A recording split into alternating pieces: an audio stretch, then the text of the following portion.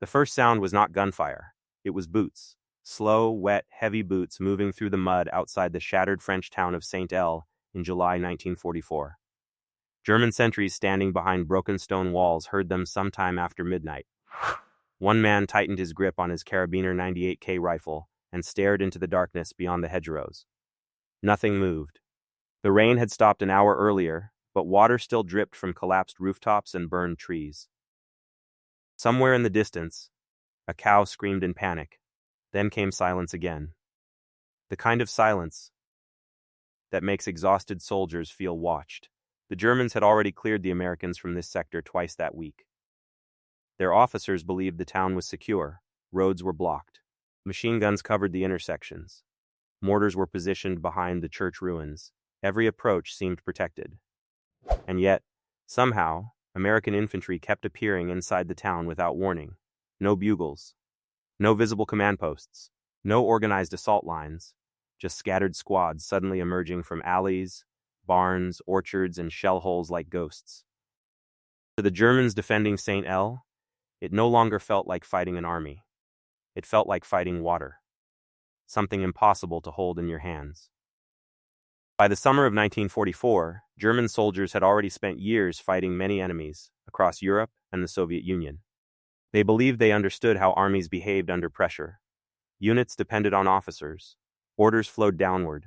Plans came from headquarters. Discipline held everything together.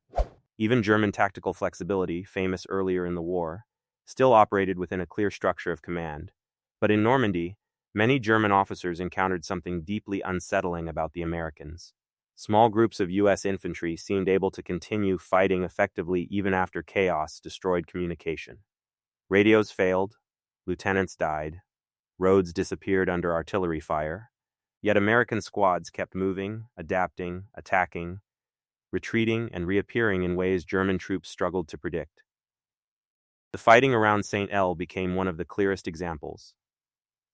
The town itself was almost destroyed by Allied bombing before the ground battle even reached its streets. Stone buildings collapsed into mountains of dust. Telephone poles snapped across roads. Dead horses lay swollen beside wrecked trucks. German Fallschirmjäger and Wehrmacht infantry dug into the ruins because they understood the town's importance. Saint-El controlled road networks vital for movement across Normandy. If the Americans captured it, they could begin pushing deeper into France. So German commanders ordered their men to hold the town at all costs. At first, the defense seemed effective. American advances stalled repeatedly in the maze of hedgerows surrounding the town. German machine gun nests hidden behind thick earth embankments shredded attacking infantry. Mortars rained down on roads packed with Sherman tanks and supply trucks. U.S. casualties climbed fast. Entire rifle platoons disappeared in fields only a few hundred yards long. German soldiers watching from defensive positions believed the Americans were inexperienced and predictable. They expected frontal attacks supported by artillery. They expected clear formations. They expected hesitation after losses. But then the pattern changed. One German sergeant later described seeing 3 American soldiers crawling through drainage ditches behind his own position hours after their unit had supposedly retreated. No officer led them. One carried a Browning automatic rifle, while another dragged a radio with a broken antenna. Instead of waiting for orders or reinforcements, they attacked a machine gun nest from behind using grenades and rifle fire. Minutes later, another isolated American group appeared from a different direction and opened fire on the crossroads. German defenders suddenly found themselves under attack from multiple points by men who seemed completely disconnected from any central command. To understand why this confused German troops so deeply, you have to understand how American infantry squads were trained by 1944. The U.S. Army had learned painful lessons from North Africa, Sicily, and earlier campaigns. Officers realized modern battlefields became chaotic too quickly for centralized control to work perfectly. Smoke, artillery, terrain, and casualties constantly broke communication. So American training increasingly emphasized initiative at lower levels. Squad leaders, sergeants, and even ordinary riflemen were expected to act independently if necessary. If the lieutenant died, the sergeant continued. If the sergeant fell, someone else stepped forward. If radio contact disappeared, squads kept pushing toward objectives using judgment instead of waiting for instructions. German intelligence officers often underestimated how deeply this mindset had spread among American infantrymen. Many Wehrmacht commanders expected enemy units to pause when leadership disappeared. On the Eastern Front, Soviet units sometimes collapsed after losing officers, especially earlier in the war. But American squads behaved differently. Their battlefield culture rewarded initiative. Soldiers were encouraged to exploit opportunities immediately instead of freezing under uncertainty. This became terrifying inside towns like St. El, where visibility was limited and combat happened street by street. German defenders would secure one block only to receive reports of Americans infiltrating behind them minutes later. Sometimes these were not planned assaults at all. A few riflemen separated from their unit might hear gunfire nearby and move toward it instinctively. A tank crew might coordinate directly with infantry without waiting for formal permission. Medics carrying wounded soldiers sometimes picked up rifles and joined firefights if necessary. To German observers trained to expect clearer structures, this looked almost irrational. One Wehrmacht lieutenant wrote in his field notes that the Americans fought without visible nerves. He meant they appeared comfortable operating amid confusion. German soldiers frequently encountered small U.S. groups improvising battlefield solutions in real time. If a road was blocked, they moved through orchards. If artillery destroyed their objective, they adapted instantly. If separated from headquarters, they continued advancing anyway. The physical environment of Normandy made this even more dramatic. The famous hedgerows created natural fortresses across the countryside. Thick dirt embankments topped with tangled roots and bushes divided every field. Visibility often dropped to less than 50 yards. Officers struggled to control movements because soldiers could barely see neighboring squads. Battles became fragmented into hundreds of small encounters happening simultaneously across farms, roads, and orchards. Under those conditions, rigid command structures suffered badly. American squads slowly turned this chaos into an advantage. German defenders never knew where isolated U.S. soldiers might emerge next. During one engagement near St. El, a German machine gun crew held up an American advance for nearly 2 hours. Then firing suddenly erupted from behind the German position. The Americans had crawled through drainage channels and apple orchards without direct orders from higher command. The machine gun nest collapsed within minutes. Again and again, German reports described similar situations. Americans bypassed strongpoints instead of attacking directly. Small squads coordinated spontaneously with tanks. Junior leaders made rapid decisions without waiting for approval. German officers often interpreted this as recklessness at first, but the results became impossible to ignore. Part of the reason lay inside the structure of the American rifle squad itself. U.S. squads carried significant firepower at the lowest levels. The Browning automatic rifle gave squads mobile suppressive capability. Semi-automatic M1 Garand rifles allowed faster rates of fire than many German units expected. American infantry doctrine encouraged aggressive movement supported by decentralized firepower. This meant even isolated groups retained offensive capability after losing contact with headquarters. German troops increasingly noticed another disturbing pattern. American soldiers did not always stop after taking casualties. In many armies, losing officers or communications created hesitation, but U.S. squads often redistributed responsibilities instantly. If a squad leader fell, another man grabbed the map or radio. Attacks continued with barely any pause. To exhausted German defenders already suffering from fuel shortages, artillery pressure, and constant Allied air attacks, this adaptability felt endless. The psychological impact became severe. Some German units defending Norman towns began reporting larger American forces than actually existed. The Americans seemed to appear everywhere because decentralized movement created overlapping pressure points. A handful of squads attacking independently could create the illusion of coordinated encirclement. German soldiers sleeping inside ruined buildings often woke to gunfire from streets believed secure hours earlier. One particularly revealing incident occurred during the final struggle for St. El in mid-July 1944. After heavy bombing devastated the town, American infantry entered the ruins under terrible conditions. Smoke covered entire streets. Rubble blocked movement. Communication lines collapsed constantly. German defenders assumed the confusion would slow the American advance. Instead, scattered U.S. units pushed deeper into the city from multiple directions at once. Engineers cleared debris while riflemen climbed through shattered buildings searching for firing positions. Tanks blasted openings through walls to create new paths. Small groups adapted block by block without waiting for precise instructions. German officers trying to coordinate defense found themselves overwhelmed by unpredictability. A position considered safe suddenly came under fire from Americans who had moved through basements or collapsed courtyards. Defensive lines became impossible to define clearly. Some German units withdrew prematurely because they believed they were surrounded when only a few American squads had penetrated nearby streets. The deeper problem was philosophical. By 1944, the German army increasingly depended on rigid control because the strategic situation had deteriorated badly. Experienced officers were dead. Replacements often lacked training. Fuel shortages limited mobility. Hitler's growing interference in military decisions created fear of independent action among commanders. Many German officers still valued tactical flexibility, but battlefield reality pushed them towards centralized control and defensive rigidity. Meanwhile, the U.S. Army was expanding rapidly with enormous industrial support. American units could absorb losses, rotate personnel, and maintain communication networks more effectively. More importantly, American doctrine increasingly trusted lower-level initiative because battlefield experience proved its value. This difference became brutally visible in fragmented combat zones like Normandy.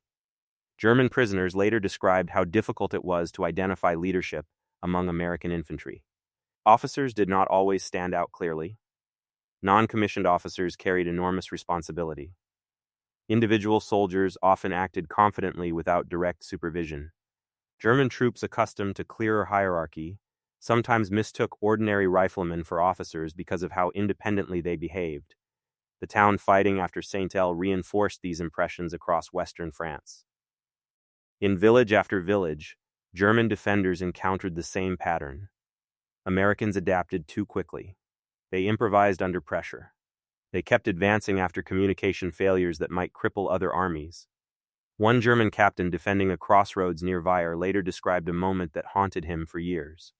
His men destroyed an American command vehicle and believed the nearby infantry attack would collapse.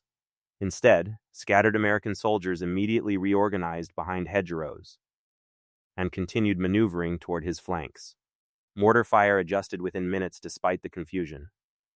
Tanks shifted positions independently to support infantry movement. Nothing stopped. The captain wrote later that it felt as though every small unit carried its own brain. Of course, the reality was more complicated. American forces suffered serious problems throughout Normandy. Friendly fire incidents happened frequently. Units became lost. Some attacks failed disastrously. Confusion hurt the Americans too. But German soldiers often focused on the moments when decentralized initiative allowed U.S. squads to recover faster than expected from battlefield chaos. Technology also played a role.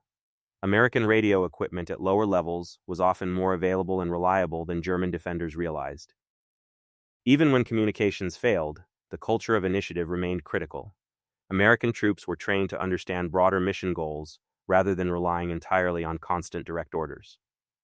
This allowed squads to continue operating even in fragmented conditions. German intelligence tried repeatedly to explain these battlefield behaviors. Some reports suggested American troops relied excessively on firepower and simply attacked blindly. Others argued American material superiority created confidence. There was truth in both observations. Massive artillery and air support absolutely helped American infantry, but many German frontline soldiers recognized something deeper happening at squad level. The Americans were comfortable making decisions independently in ways that felt unfamiliar. As the campaign continued into late 1944, this pattern appeared again during fighting in the Hurtgen Forest and the Battle of the Bulge. German troops launching surprise attacks expected confusion to paralyze American responses temporarily. Sometimes it did, but isolated U.S. units often regrouped rapidly under junior leaders without waiting for formal instructions. During the Ardennes offensive in December 1944, German commanders counted on speed and shock to break American cohesion. Instead, small U.S. groups repeatedly formed improvised defensive positions across roads and villages. Engineers, military police, tank crews, cooks, and clerks joined together spontaneously to delay German advances. To German officers, this behavior seemed chaotic but strangely effective. One German panzer officer described entering a Belgian village expecting little resistance after bypassing frontline positions. Instead, scattered American soldiers from different units defended buildings stubbornly without obvious coordination. Some wore different divisional patches, others carried mixed equipment, yet they fought as though connected by invisible understanding. The officer later admitted his unit lost valuable hours clearing resistance that should not logically have existed. This was one of the greatest strengths of the American wartime system by late World War II. It created armies capable of functioning amid disorder. Not perfectly, not without mistakes, but effectively enough to maintain momentum under enormous pressure. The Germans could understand American firepower. They could measure tank production and aircraft numbers. But squad-level adaptability was harder to quantify. It lived inside training culture, leadership expectations, and battlefield psychology. It emerged most clearly when plans collapsed.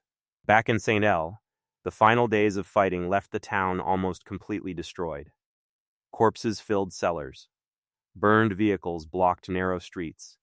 The smell of smoke mixed with sewage and explosives. American infantry finally secured the ruins after brutal combat costing thousands of casualties on both sides.